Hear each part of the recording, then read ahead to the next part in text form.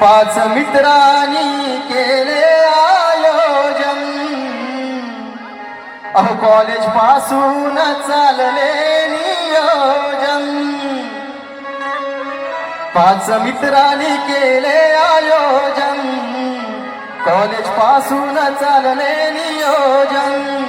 कानडे मंदार, अहो विवेक मांडवकर, अंकुश सुशांत सचिन मालपाची.